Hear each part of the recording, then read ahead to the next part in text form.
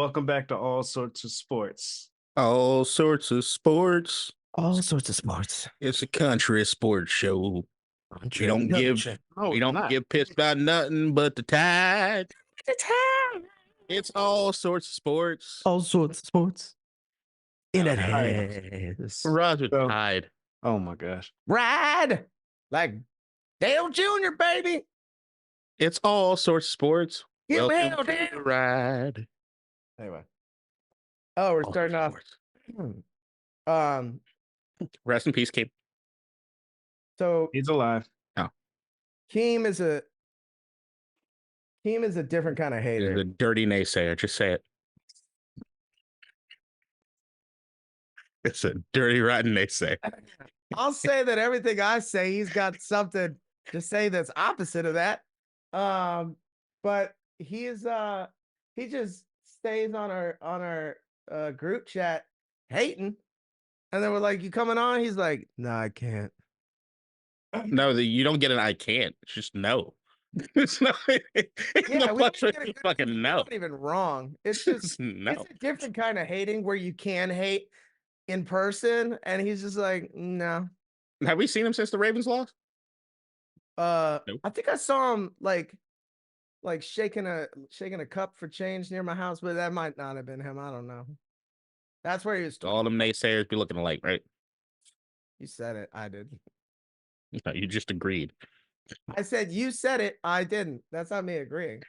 Yeah, you didn't push back. Don't be putting words in my mouth. He's a lawyer. You're not going to win this one.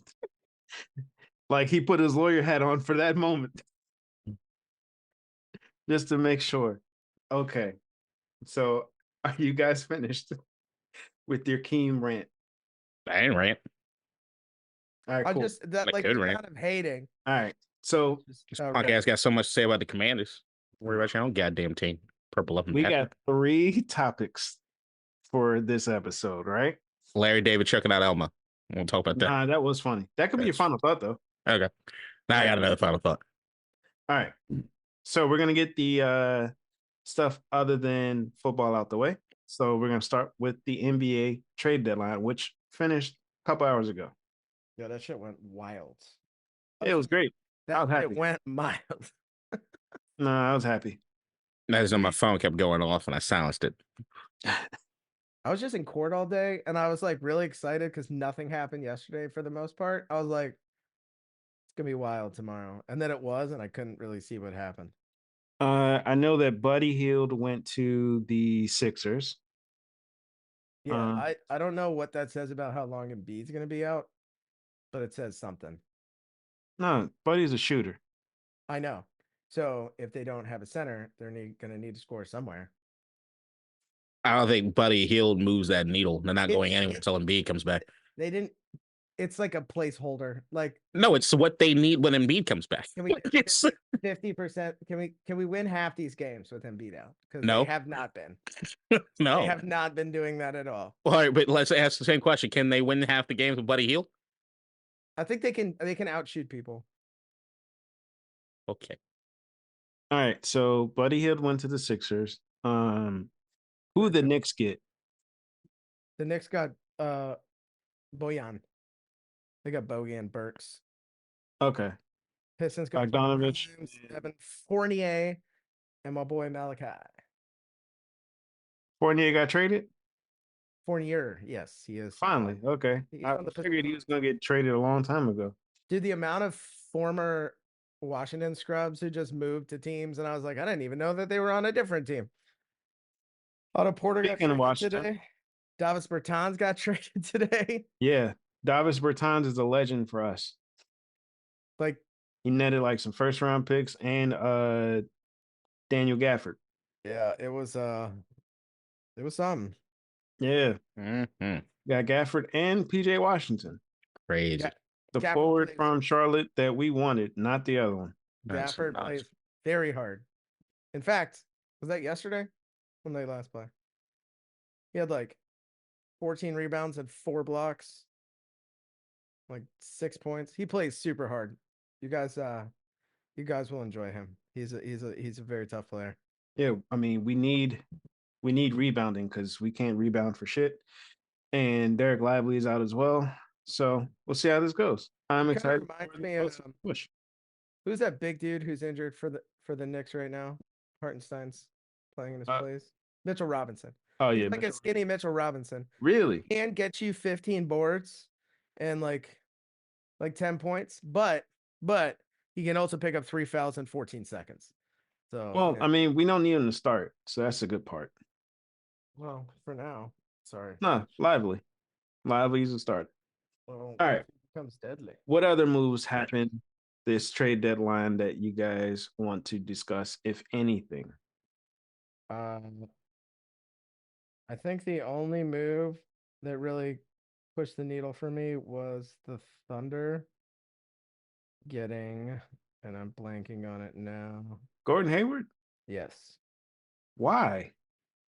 Because that team's already really good and they gave up nothing for a half decent bench player. Like the Thunder are very, very, very, very good. I know. They're tied for first in the West. Or they might be in second now. I forgot. There was 5 tied for first. I know it was last night. insane. Did y'all see the Clippers play last night? Man, they suck. But they're also in first. But there just wasn't like the Lakers didn't do shit. The Bulls didn't do shit. Who should have made a move that didn't, besides the Lakers and Bulls? Oh, stole the 2. He stole the 2. Those are the main ones. The Bucks picked up a little bit of D. Yeah, Pat Beverly, which he announced on his own Twitter, which is funny, Makes him a winner. saying like, "Yo, I gotta get right with Dame," because they hated each other for a long time. And a lot of the people who got traded are getting released, which is hilarious. Killian Hayes just got straight up released. Yeah, they probably couldn't find a trade partner. Worst team in the league. I'd say the Wizards. Word has been that there is a mass of guys that they have on the roster that have garnered interest, and the only one that they were able to move was Gabbard. But like Jones, Kuz, a bunch of other guys, you thought they'd be selling even further. I think they're gonna. I mean, I hate to say this, if they didn't move Kuz or Tyus Jones, because Tyus Jones has the highest assist to turnover ratio over the last 3 years. Like nobody's been better than him over the last 3 years. And I think they're like maybe Kuzma, maybe Poole. Poole has just ruined Everything. any trade value that he had. Yeah. And the Wizards have their worst 50-game record in franchise history. But 3 of those wins have come over the last like 2 weeks. So I think they couldn't find enough value to trade them. And they're like, no, of course, yeah. Let's just rock with what we got. We're gonna bring up some of the new guys. Koulibaly's getting a lot of burn. And they're just like, we'll see what we got, right? But you can't see what you got if they're not playing around with players like Kuz. And if they didn't get enough trade value for Kuzma or Tyus Jones, they'll be like, all right, let's see what we can do with these players if they have, very good players around. I still think Kuzma's a stud. I agree. Poole is not a stud. I feel bad for him. I don't. Why? Because he doesn't try. Well, he's not trying. Okay. He jacks up 50-foot threes, right? He shoots like this. He doesn't hustle. He gets stupid fouls. Like you feel bad for someone who's not playing. And can I explain why I feel bad? Or yeah, I'll tear it to pieces. Because he looks homeless. Sorry. The fuck was that? Yeah. Are you talking about on my screen? Yeah. Oh, so I don't know. Like with Zoom, if you like do like this, like it does that shit, or like I know like that, like it's like weird. You see? I think that might just be yours. And that's just yours. You have it set that way. I don't have nothing set no way. Apparently you do.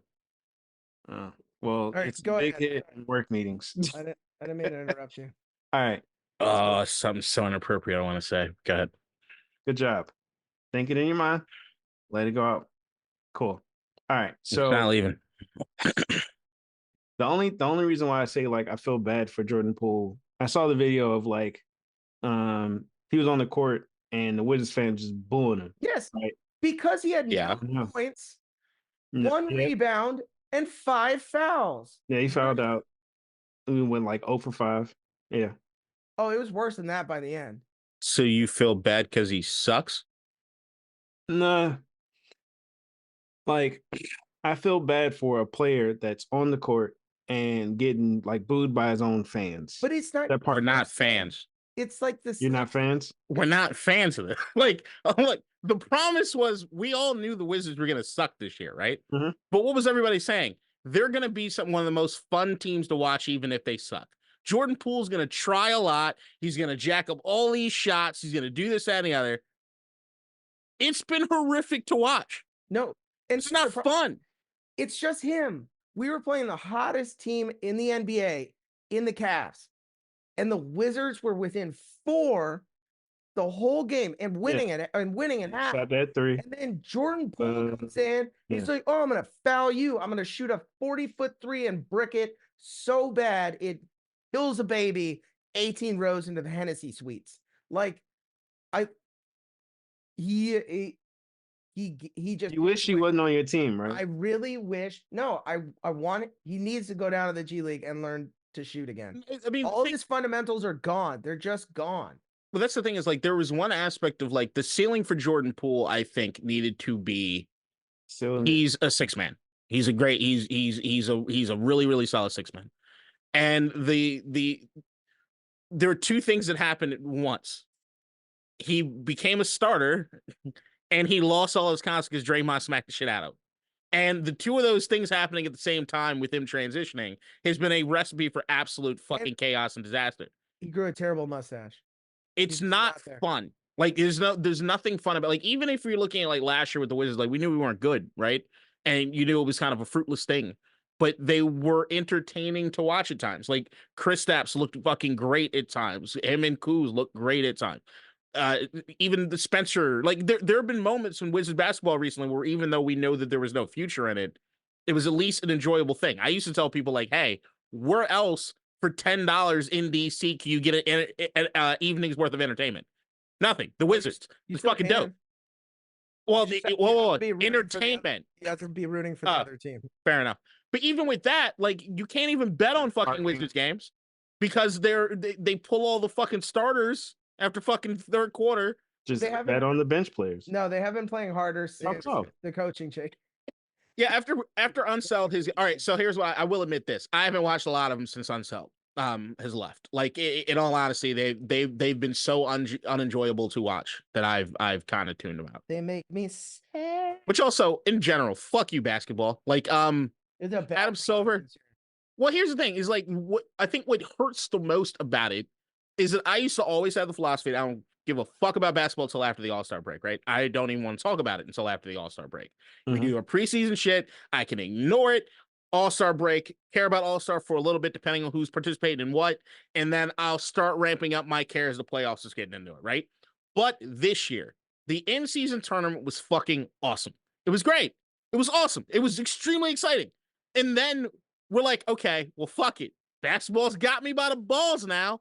And then right afterwards, it's like, all right, well, yeah, nobody gives a shit anymore. So like all these restrictions on like, oh, if you rest your players X games. So yeah, if it's looking like a blowout, guess what they're gonna do? Resting people. Rest their players. Like it's just not there. They think they're doing something smart to help the fan. But what you're actually doing is if a team's down 12 to a team that doesn't matter, they're gonna pull their starters for the entire fourth because they're like, fuck it. We'll move on to tomorrow. There's 199 games left. And it just makes the product so bad.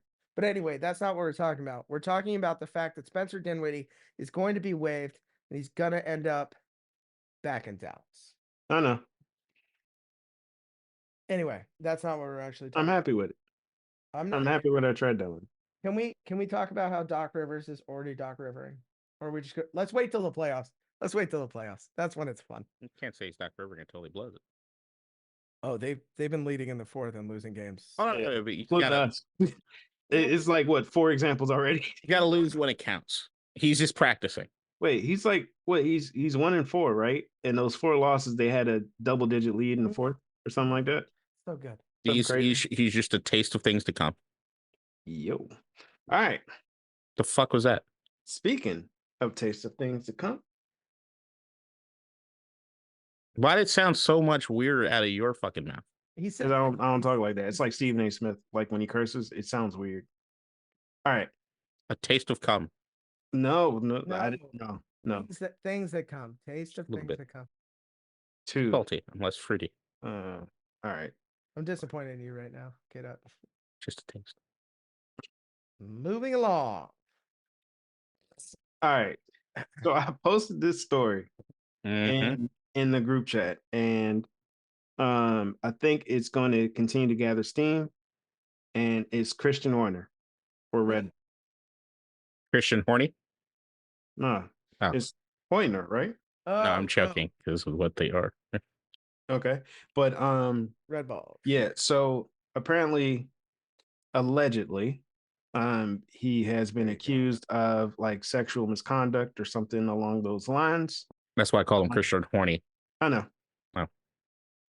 It's just you was going like too far, like a certain way, like when we were leading up to this segment, that I just wanted to like, Look, he's step on disappointed that. in himself. He's Yeah.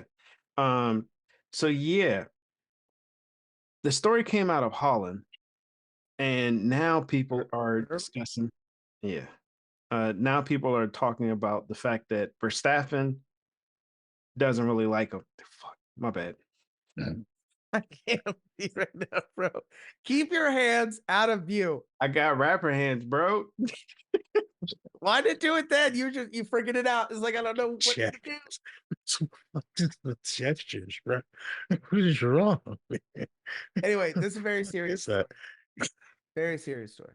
True, it is. Now people are trying to like decipher the story a little bit and say that Max Verstappen is not cool with him anymore, and that's kind of part of the reason why the story came out of Holland, because there's beef between him, his father, and Horner and all that stuff. So, what do you think about that? Did you guys look at the article at all? I did not, but I was Twitter. Do you think he'll still keep his job? I do. So I feel like there's going to be one of those he takes a leave of absence kind of things, because you can't have your star not getting along with his mate. Mate, is it they say mate? I feel like they do. And I think the bigger story is I think there's going to be a pretty massive shakeup. If Pointer leaves, there's a lot of good, I call them secondary drivers, but drivers who are driving in other leagues who deserve to get a chance. And I think with the whole Mercedes Ferrari thing, I think a lot of teams would be like, oh, maybe we can poach somebody big. So maybe Verstappen goes somewhere. I don't know. No, I think Verstappen will stay at Red Bull. But speaking of Mercedes and Ferrari, Oh, go ahead. Oh, we're just not letting Kid out talk now. My bad. He's probably gonna say something awful. thought about the the Red Bull car coming out of last season and the domination that it had and the amount of money that they are fucking raking in. Also taking into account Verstappen's salary, which I think is around 35 mil or something a year. Weak. If there's one guy that's going to be leaving, and it won't be Max, and it won't be anybody else to keep the machine going, because I know that Christian, regardless of whatever happens above the scenes, is probably still raking in a ton of dough behind the scenes, whether it be whatever options or anything he has in the fucking company, right? So, like, I think right now what you're probably going to see is with the timing of everything, they reveal their car in a few days. Things are starting to ramp up. Drive to Survive is about to fucking air in 2 or 3 weeks, right? Like we're right here and we know we're gonna have a bunch of Christian Horner on that fucking TV for Drive to Survive because he's one of the stars of the show, right? So like, if there's anything that'll probably happen, just knowing his profile. I mean, you're talking about this dude has the profile that he has because of the racing, but then you add on top of that who his wife is and Jerry Halliwell, and then thinking that anyone's going to leave that alone at all when it comes to news or paparazzi or anything over there is ridiculous. So I think what you're probably going to end up saying, like what Ryan was saying, is he will quietly disappear for a little bit while they figure out what's going on as far as the investigation. Because I know that what Red Bull was trying to do their own investigation, F1 stepped in and they're doing their own shit right now too. I can't fathom any way in which, just knowing the current climate of things, I can't fathom it. I can't fathom a way in which Red Bull would think, oh shit, it's okay for us to have this guy who's Yeah. clearly the face of Red Bull to a certain degree, because we also know Max is not someone who loves being in the media. Christian's the face of Red Bull. And who's they're like CTO, like who would step up? I mean, I don't know for Christian's role exactly, right? So like knowing how the race teams and everything operate, like in what Christian's involved in from a business standpoint, no one's looking at Christian as far as strategy. Yeah, that's true. They're looking at him as far as like what he's doing. And right now, yeah, it's just, hey guy, you got to go disappear and stop fucking the money up for everybody else. Yeah, but they might have to put Verstappen in front of the camera. He don't like that. I don't think Verstappen would ever agree to do that. And They if could that, take Dr. if Steiner. Huh? that, They could get, if Gunther could pull that off, I mean, bravo, sir. I don't think he's anywhere right now. He isn't. But that's what I'm saying. If like you go from fucking Haas to running Red Bull, congratulations, sir. Like the come up is crazy. Yeah, I just think he's gonna have to go away for a little bit, and then they'll figure out exactly what's happened with the investigation. But Lord knows, like, even if it comes back with nothing, boy's tainted, and Yeah. I don't know what happens going forward with that. Because even if you look at the Jonathan Majors thing, right, where Disney ousted him and all that kind of shit, But and Disney then and Red Bull are two very, very, very different things. I think. I guess they're two kind of entities, but I look at them the same way I look at anything that gets that large. They're fucking corporations, and corporations care about the bottom line more than they care about anything, right? So, like, if that's what I'm looking at as far as the common thread, they're going to protect the bottom line. The bottom line's going to be having Christian around. Like, if you're even floating the prospect of them telling Max, "Hey, you need to get out here and help our guy Christian," that to me would be a scary prospect. That you put Max in that sort of situation and think he would be endearing to that. Fuck that. Why would you? Hell no! Don't put me fucking out here with that shit. Yeah, that would ruin his reputation. Right? So it's like, no, fuck you. No, Christian might love that, but then nobody else is gonna tell Max to fucking do that shit. That'd be fucking stupid as hell. Yeah, it's just it's bad. I don't Like, think Max would come across good in that situation. but the thing is, he's got to go away. Like what we talking about when I was bringing up the Jonathan Majors thing was, all right, after what happened in the court case, and then you got a lot of people on Twitter, I think, thinking that he kind of got railroaded to a certain degree, right? Like that's sort of the prevailing thing. But then he goes and does that fucking interview, and it's the worst possible thing he could have done because everybody's like, even if we were on your side after you did that shit, fuck off. And now you see, even today, there's a New York Times fucking article all about his history of abuse. You got to disappear. But here's the, I'm not saying any of Horner's actions were right or you know, but you can do Disney without Jonathan Majors. You can tell that story.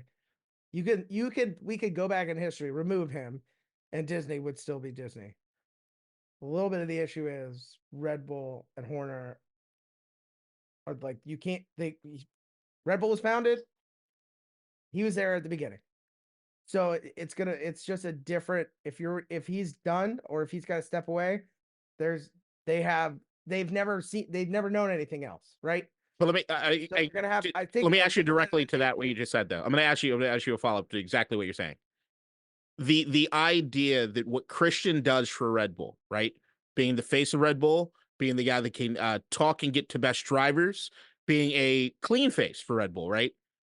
Is he capable of doing any of those things? Is he even effective in that role anymore if he has this hanging over? No, I see what you're saying. I'm just saying I think it's much harder for Red Bull to recover than it would be for Disney. But I see what I see what you're saying. I'm just saying it's going to be very tough. It's like I don't know. It's tough for me to even think of another scenario in which such a big face, an originating face from a franchise, just has to leave, and they don't get to plan like succession, that kind of thing. So Revolt TV, joke. But still, you can. I mean, I'm pretty sure by a third of the way through the season, you could put fucking, I don't know, me as the face, and they'll be winning every race, and it won't fucking matter. Nobody. I don't think they'll do it for you. You shot that from half court, went in. That was good. Thank you. All right, a full court switch. Yeah, all the time. It's the only thing. Speaking of switching.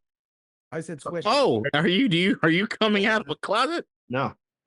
Oh, we talking about switches? No. Are you? Dude, there is no closet of which I can exist. I'm very open with who I am. Cool. All right. So My closet has doors, bro. Lewis Spectrum, Hamilton, baby. Spectrum. Lewis Hamilton is moving from Mercedes to Ferrari. Ferrari. I'm here just for the memes. Ferrari. I was shocked. Did not expect that news. Yeah. It kind of I am not happy about this. Why? All right, so when I really started getting to F1, I was still working on Pennsylvania Avenue, right? One of the other black accountants there, like he fucked with Mercedes because of Lewis. So then I started watching. Then we had other coworkers who love Ferrari. So for the span of like 3 years, we just went back and forth every fucking time. And Mercedes was dominating at this time, of course. So like I'm having a ball. Mm-hmm. As soon as Lewis switched to Ferrari, I got some texts I did not like. But I think the thing for me with Formula One and race car driving as a whole, right? It's even more egregious than rooting for a team in NFL or NBA, right? Like in the NBA or NFL, when you end up finding yourself rooting for a team, knowing these guys can be traded, cut, this, that, and the other. In Formula One, you can root for a team, but I think it's secondary to who it is you're picking as your driver. Unless it's going to be something that you're just rocking with forever. Like if you're part of the Tifosi and like you're just a diehard Ferrari guy because you like Ferrari, I get it because that to me is a brand that's like bigger than any one guy, right? But if you're talking about like Lewis and Mercedes, I think majority of people that consider themselves a Mercedes fan are really just Lewis fans. I'd say a majority. Just knowing how many fans Lewis has, because Lewis's fandom is right. like. I mean, he's been at other spots before too. So I know. Trust me. Like, so like even from a shocking standpoint, right? Like, I think I didn't expect it. At least not hearing it now. The idea that Lewis was not going to finish his career at Mercedes, yeah, I get that. But to me, it was even more shocking when Lewis left McLaren for Mercedes. Like to some degree, than it is this itself. Because if you're looking at Mercedes, they have George Russell, right? Yep. Lewis is only getting older. Who's a better driver right now, by the way? Who's a better driver right now? Mm-hmm. Here's what I'd say. The reason I only one answer that will make. I don't agree. I know they'll make him happy. Russell? No, but here, let me ask you this. George, knowing that he is the long-term future of Mercedes, we all know he's playing second fiddle to Lewis and Mercedes. If he was giving it his absolute all and they treat him like 1A, do I think he could replicate or do what Lewis is doing right now better? Maybe. I'll say this. You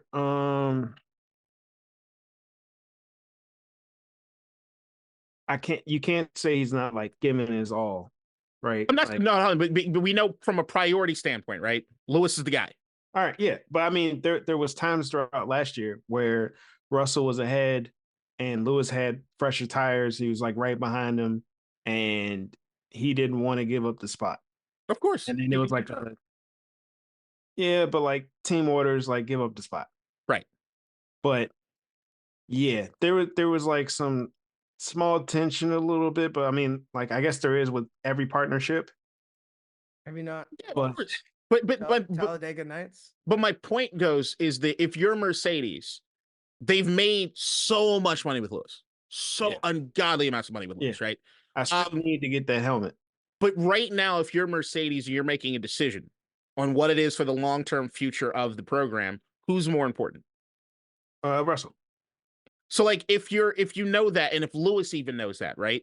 And if you're looking at George where you're like, George is going to get to a point where he's like, look, am I going to have to fucking follow these team order bullshit all the time when he goes and chases? Everybody has to follow team orders. No, all right. Everybody has to follow team orders, but it's maybe except do I need to be second in the team orders registry? For how long? Do I need to be second? If you're on a team with Lewis Hamilton, Spoiler alert, you'll never be priority. All right. Now And- let's talk about the team he's going to. But Ferrari, Yes. This is First what I off- love about it. Charles Leclerc. So Right, but the thing, so here's the thing with Ferrari. What Ferrari's doing is they are knowing this is a strictly financial business decision. This is it. This is all it is. And the thing is, in all honesty, to a certain degree, there are some times where at least like Leclerc needs to get a kick in his ass. But that even being said, the majority of the issues with Ferrari has never been the driver. It's been the team, the car, all sorts of shit that's not the driver. Failure. So, like, what is hilarious to me from a Lewis standpoint, just from I love Lewis, but he's not my number one. And the thing that I find hilarious for Lewis and what he's going to find out as far as grass not being greener is there is a good chance if things are trending the way they look like they're trending based off last year, right? Mercedes is going to have a strong fucking car this year. And if Mercedes has a strong fucking car and Ferrari's still doing the same bullshit they're always doing, right? If Ferrari had a Lewis, strong car. Ferrari had a strong, once again, what did I say the number one? All right, you said the number one thing was the car. I'm saying the number one thing for Ferrari is the team. That's the number one fuck up for Ferrari is the team. Usually strategy or someone fucking up something or the car itself, but I still kind of put on Like the a lot team, of right? mechanical failure. It's just things they don't win at the level at which they need to be winning. Hmm? And it's Sure. not on the drivers all the time. Sometimes, yeah, they absolutely have to take Agreed. shit. But my thing is that if everything is working the way it's supposed to at Mercedes, and this dude has to leave his car to go to Ferrari for what he knows is going to be an inferior product, that to me is hilarious. And what it speaks to is this is Lewis's last chance to get some really good scratch.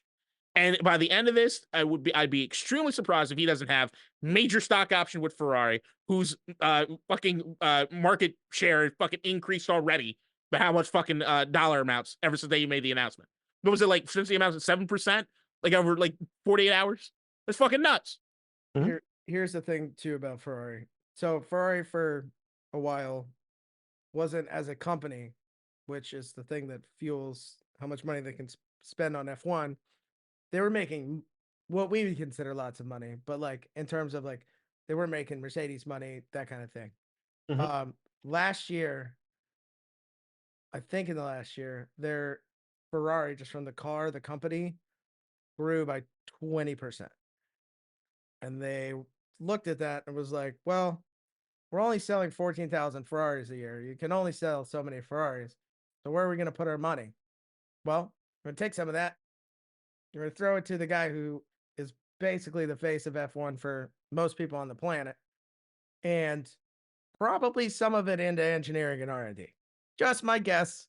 I think they're going to have a little bit of a better car this year because, I mean, they have limited market expansion in terms of the Ferrari as a whole, and they still got to sell it to people who buy the stock of Ferrari.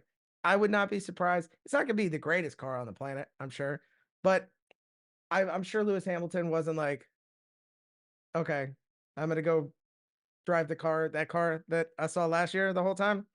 I would be very surprised. I think it's a business move. It's also Lewis breaking the record in a Ferrari is fucking big deal, right? Like the idea of him being wins every single race, but that's a given. Like we already know Red Bull's gonna win this year. Like there's no getting around that. Not real. There's no getting around that. And the thing is, like Ferrari, in my opinion, have the second best driver on the grid. I think Charles is the second best driver on the grid behind Max. He has his issues, but he to me he's second purest best driver. What happens when Lewis is there? I don't, but that's my thing is like to me what is if you're looking at going into this season, if you're going to power rank teams, right, coming out of last year and going into this year, how would you put it? I'd say it's Red Bull, Mercedes, McLaren, Ferrari. And I think the gap between McLaren and Ferrari, they're going. Who's the driver for McLaren right now? Lando and Oscar Piastri. And who's driving for Ferrari? Well, just announced for the last time because Lewis is taking a seat. It's Charles and Checo. Charles? No, sorry, that's Checo. Sainz. Checo's in. Still there. Yeah. All right, cool. Yeah, I take Ferrari's drivers over McLaren right now. I'm not talking about the drivers. I'm saying the power rankings of the teams and where it is they were headed. I would still put Ferrari ahead, but Cool. I understand. Hey, I'm We'll see, seeing though. the, I'm I'm just seeing, saying where they were trending. I'm seeing the signs here. All right. All right. McLaren looked fucking great by the end of that fucking season last year, man. All right. That's enough of F1. Season NASCAR. starts fairly soon. No, No. we're going into football. Go down, get him out. Super Bowl Sunday. Which I'll be watching Who y'all from the got? comfort of my fucking home. Ugh. Who y'all got? I've already told you guys who I got. So Who? Say it again for the people. the Kansas City Chiefs. Only thing concerning me right now is how overwhelmingly people are betting on the Chiefs at this point. What ended up happening was that so many people lost money the last two Chiefs games in the playoffs betting against Patrick Mahomes that now they're adopting what I've been saying is my rule, which is I won't bet against Patrick Mahomes. So I think it skewed things just a bit. But somebody said something the other day, and I was thinking about it. They said that if San Francisco was in the AFC, they'd be the fifth best team. And I don't think it's true, but it made me think about it. And the fact that I had to think about it concerns me. San Francisco did not look great in certain aspects going through this playoffs. And if I have to pick between Brock Purdy and Patrick Mahomes, I know where I'm going. That being said, like if Christian McCaffrey has like a 150-yard day with 2 or 3 touchdowns, just because he's like, I'm going to be the guy, then nothing's going to stop that. But I think the thing with, if I'm looking at those teams, right? If I had to pick unit by unit, I might pick Kansas City's defense over anything. All right. So, K-Dot, when you were talking about like if you had to go unit by unit, I was literally thinking the same thing, but how I picked San Francisco in every aspect except for QB and possibly coach. Like you think about it, D-line, I got San Francisco's. Linebackers, San Francisco. Yeah. Yeah, Okay. yeah, they got the best linebacker in football on the unit. So yeah, Okay. I think. secondary. Do you know where San Francisco ended ranked in defense? Don't care about that Why? because right now it's this one game. Got it. Did San Francisco's defense give up 31 points to Detroit last week? Last time they played? Is Detroit's offense better than the Chiefs' offense?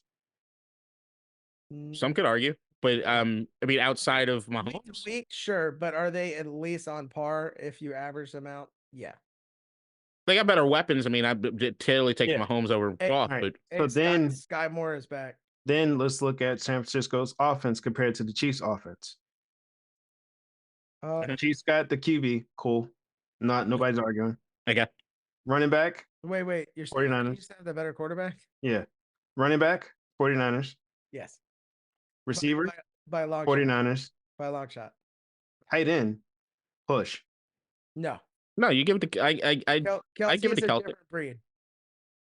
Overall. One of these overall, you're including blocking. No, what I'm saying overall is I'm looking at like the breadth of their careers and everything. No, I'm talking about for this game. I don't give a shit about the. Well, for this game, the thing that a lot of times what ends up happening with Kittle is that yes, blocking is very, very important. I get it.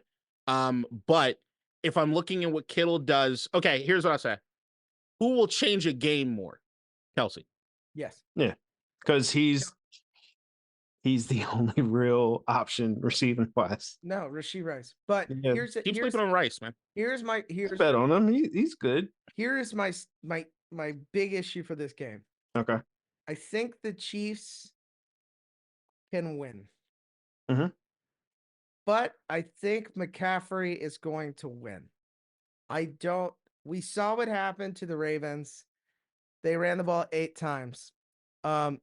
McCaffrey's going to have 30 touches. Devo's going to have 8 from behind the line of scrimmage. And I just think the Niners are going to have the ball for so long that they're going to win. It's the famous James playbook for how to beat the Chiefs. And let me tell you what it was for those of us who don't remember or who didn't watch this episode. Hey, we beat them on Christmas. Hold on. If you control time of possession against the Chiefs, you're gonna beat them. And the way you do that is to run the ball. And the Great White Hope is going to run the ball. And I think the Niners defense is just good enough that they can get a stop or two and leave it in that game manager's hands. And Christian McCaffrey. I think it's going to be exciting as shit. Don't get me wrong. But I don't think it doesn't matter what stage the game is in, or if, the Chiefs go up by 2 touchdowns, McCaffrey's touching that ball 30 times. And it's the Chiefs defense a little leaky against the run. And it doesn't matter what defense is stacked up against McCaffrey. He's going to have 100. He's going to have 100. So, and I think Debo being back and semi-healthy is important. Mhm. And that's probably the best offensive line in the game, standing on the other side of that Chiefs defense. So it's dude, this will be a good game. This will be a good game. And guess what? I'm not going to bet on either team to win. I'm just taking props, so it doesn't fucking matter to me. I hope both teams lose. Just had a conversation with somebody about that today. Yeah, I don't even care. Taking I don't props. care. Hey, I have more money on the halftimes, the first halftime song than I do on anything else. So I don't really care. I'm just, oh well, now I get to watch it with my family, so that's cool. I thought about going all in on the coin toss, just so I knew whether or not I have a good night or a bad night really quickly. Yeah, just put like a quick grand on the coin toss, and you're like, well, it's a losing guy. I'm gonna turn this off, order wings, get some pizza bowlies. All right. Well, What are your thoughts, James? Sorry. I feel the same way you do, Ryan. I hate both teams. Well, I bought these shirts that I was supposed to wear to the Super Bowl party. It just says, I hope both teams lose. Let's go Buffalo. And now I can't even wear them. I mean, it's probably going to happen again next year. So I'll just throw them in the closet and wait. Very good chance. Right, good. yeah. It's not like a prom dress. It's like if I went to prom every year forever. I hate them both. And that's never going to change. So. Is that your only thought? Go Bills. Yep. I hate them all. Like this game, I mean, I think this is the game that we've kind of been waiting for to a certain degree, right? Like all the storylines kind of write themselves in the sense of like, you got Kyle Shanahan, who's supposed to have been leading the best team for the last how many years that can't get through, right? They just can't get through that point. Andy Reid's last game. Andy Reid potential last game. You got Patrick Mahomes being doubted the entire season by most, not all, about how he doesn't have any fucking wide receivers, and they're gonna have to just or something. You have to go to a chiropractor like once or twice a week for fucking patting yourself on the back. Jesus fucking Christ, dude. Here's the thing: when I need to make sure that those tuning into this podcast know that one man stands alone. Yeah, because nobody wants to stand near you. That's fine. You can be wrong. It's good. You can. That was a good rebuttal. You can be as wrong as you want to. Look, K-Dot, what do you have the score being in this game? I hate this shit. I hate the score. 34-30. 34-30. K-Dot, what about you?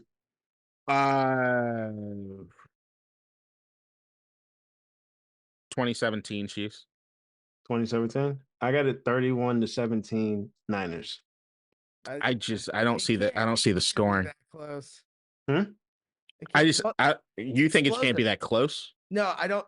Sorry, I don't think it can be that. The spread can't be. They're both too good. I just, if it's a defensive battle, great. If it's an offensive battle, great. But it's not gonna be 10-12. There's no way. It'll probably be what? It'll be 21-17. I mean 24-17 late. Chiefs may have the ball. Pick six. 31-17. I'm just saying when we go back to that argument as far as like ranking the units, these are two teams whose defenses have been better than their offenses over the course of the season. I also think the majority of the time for the last few years we've been extremely spoiled to some pretty good Super Bowls, at least entertaining ones to some degree. Do you remember that Patriots Super Bowl? Which one? 2019, 18. 6 years ago. Most boring goddamn game I've ever seen. I'm saying for the most, like 7-9 or whatever. Okay, fair enough. But do you remember back before, like 20 years ago, when it was the worst fucking game every year? 20 years ago, I was what's that thing that I've since semi-conquered? Oh, I was wasted all the time. No, I don't remember any of that. I'm sorry. My thing is like I haven't looked at this, but I don't. Have we had two defenses ranked this high meet in a while? Mm-hmm. Who Oh, maybe not in a while. in a while? That's what I'm saying. In a while. It was the Ravens. Like Sorry. this game is going to be really, really exciting. I just like I said, I picked the Kansas City Chiefs defense over any unit in this game. Outside of that, I also think that there is always an element to, as much as Kyle Shanahan's a mad scientist and everybody fucking knows this, everybody gives him his props. There is an element to Andy Reid having this much time to plan a script. It's the same thing that happened like the Baltimore. Batman? Huh? Batman prep time? Well, go ask Keem how it felt to get punched in the fucking mouth like 5 minutes into the goddamn game, where everybody in Baltimore, like you could hear crickets and Omar fucking walking through. Like that's what it felt like. It was nuts. And nobody saw it coming, right? But they executed to a fucking T off rip. There are lots of things about Andy Reid that you can give him shit for over the course of his career. The one thing you can't do is if you give him the motherfucker enough time to plan something, he's usually pretty fucking good. And especially when he has arguably the greatest to have ever played a position being his fucking quarterback, they usually do a pretty good job practicing. Add on top of those things, have you heard about where the Chiefs are practicing compared to where the fucking 49ers are? Yeah. Like, to me, there's some elements here. Like, here's the thing. Even when I see something like that, like, I would look at the 49ers and be like, hey, those guys are going to have a chip on their shoulder and they'll play their asses off. They should play hard. And once again, the only dude that I'm giving complete credit to, it could be an absolute game changer because he's that big of a superstar, is McCaffrey. I will relent you that. I will give that to you all day fucking. They got this left tackle that's pretty good. I forget what is his name. I can't. Yeah, I'm very familiar with him. Okay, beyond those things. Well, you tried to kill him so that he could. We at the time tried to kill him. But here's the thing: you're also familiar with how many rushing yards did Buffalo have against Kansas City? 180. Yeah, but screen passes was what did them in, and that's the Devo specialty. Now, here's the thing: the element to that Buffalo Bills game, as far as Josh Allen being on his absolute best behavior, right? Not fucking up, not throwing any picks, still fucking it up by the end of it because he just was afraid to do anything. But all right, makes sense. Brock Purdy on that stage against Kansas City's defense, to me, is like the matchup. Brock has been unflappable. What? Oh, he's been unflappable. He got I don't know if you watched. Okay. He got a little flapped. All right. He came back. He got slightly flapped, but look, like Brock Purdy was playing like absolute fucking ass until he started scrambling. Lest we forget, Tom Brady was down 28-7. Like, and I don't really have he looked flapped. 23? 20, whatever. You fucking you do. You're the numbers guy. Yeah, I look unflappable. Dumbass. Unflappable, but he clearly flapped. Hey, I don't know numbers. Fuck off. If we're talking about ranking units, did anybody see the Drake video? Bruh. Jesus Christ. He's got everything, man.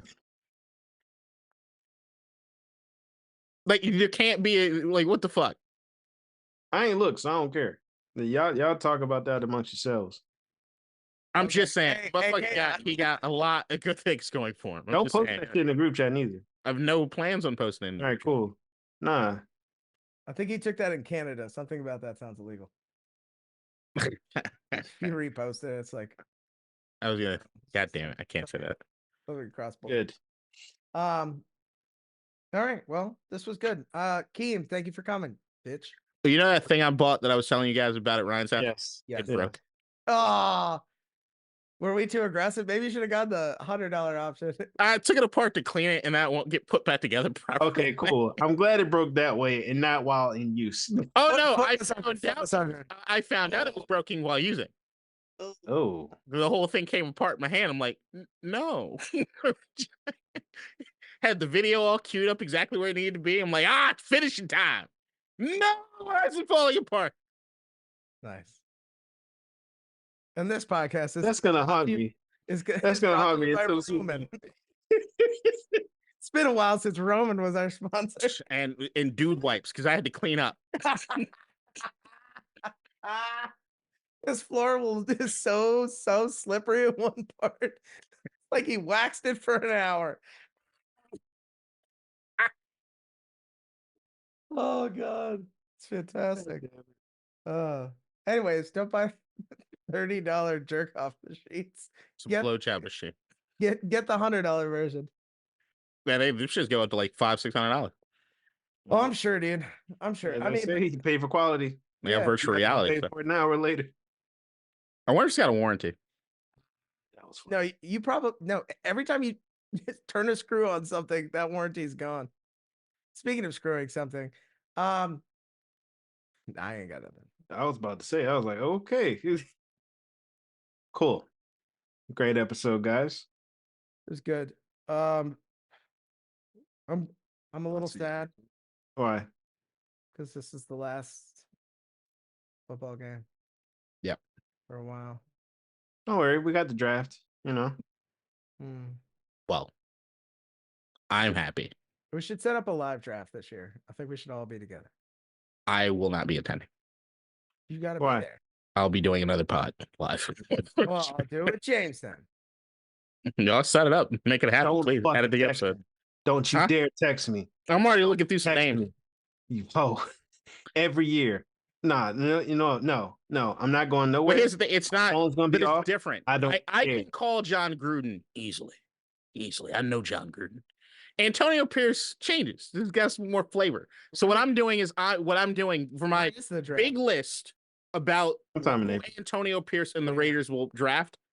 I'm looking. My thought is that I'm pulling up the Key and Peele skit, and I'm trying to find names. There's as similar as it's possible to what they say in that Key and Peele skit, and I think I'll find out who the Raiders themselves will be drafting.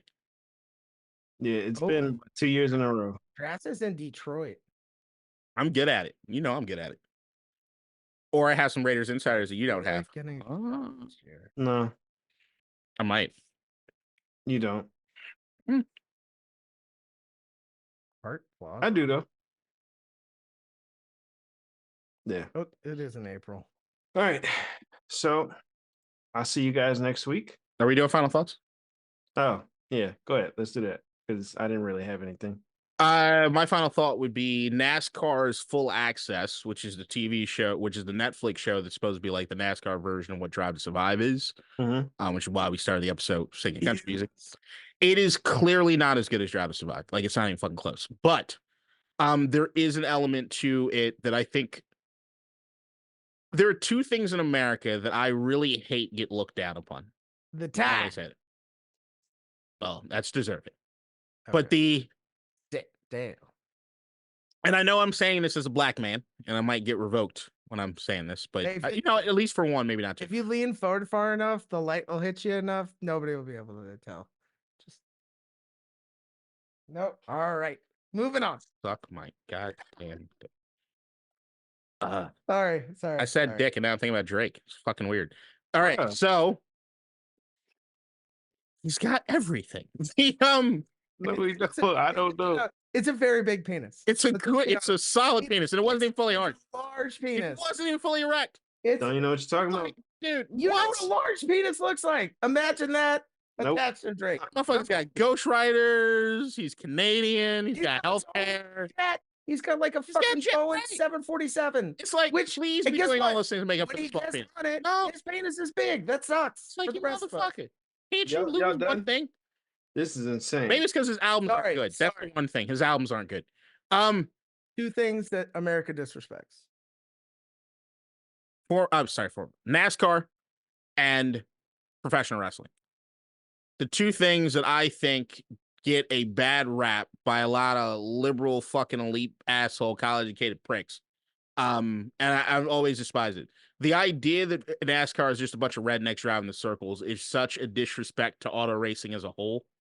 And when you understand or can comprehend like what it is they go through and how complicated some of the shit that they do is, even in Formula One Drive to Survive, which I know look, that's the pinnacle of auto racing. There's no bigger than Formula One, but I think there is something to be proud of as far as NASCAR's history in the sense of like it's an American, like that's what we're known for. We're known for our fucking cars and the idea that it was a stock car. It was something that you could fucking race on Sundays and right after you went to church and fucking took your kids to school and went to work in. Like there's something cool about that shit. I know it's far gone from what it used to be, but these guys do such an incredible job, and it's such an exciting form of racing when you start understanding the aerodynamics, when you start understanding how it is they design the cars. Like, there is something to auto racing just as a whole where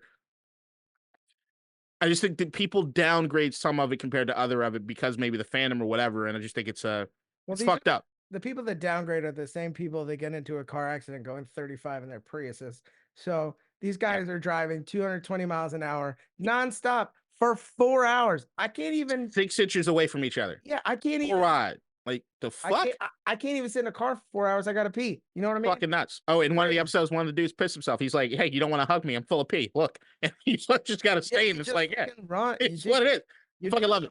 And you're doing that for America. It's fucking awesome. And then the other thing being professional wrestling, which is like, I'm not going to be one of those. Wrestling's real to me. Wrestling itself is extremely real. If it's scripted storylines or anything, I just think that the idea is, if people classify it or looked at it as like stuntmen working live, I think it could that could be a selling point. Like, I don't know. I've been watching a lot of fucking wrestling. I'm gonna get high as shit and watching wrestling. Here's if, and it hasn't needed to happen in a little while. I'm about belt. But if you needed to really bring redneck America and black America together for one night, it is wrestling. I've never it is, and I didn't realize it until I lived in a house with nothing but black dudes who were like, "Yo, WWE Raw's on," and I was like, "Hmm." And now my boss, Josh, it's his favorite fucking thing on the plane. He's got floor seats and everything. It's incredible. And guess who sits next to him? Goddamn rednecks and black people. Well, I think it's because, and I love it. Hey, that's what America's about, right? But that's my thing is, like, if you come together, if you really want to go through America and find out where do you have the best times, it's around poor black and white people. It's the best time. It's people with nothing else to do, so they use each other for fucking entertainment. That's the best shit. It's about nothing but the goddamn motherfucking Roll Tide. I fucking hate Alabama, but yeah, dude, that was America coming together, loving that man and Drewski together. That's what America's about. I don't even have a final thought. That was perfect. Crazy liberal assholes up here. Bunch of college educated motherfuckers. Y'all too are what I'm talking about. You goddamn income brackets and the haves and have-nots. The revolution will come for all of you. I don't think it's just a taste of the come for you. You're gonna get the black accountant and the Jewish lawyer. Yeah, everybody's coming for me, bud. Get in line. And on that note, bye everybody. Enjoy the Super Bowl. Hey, love you both. ASOS out.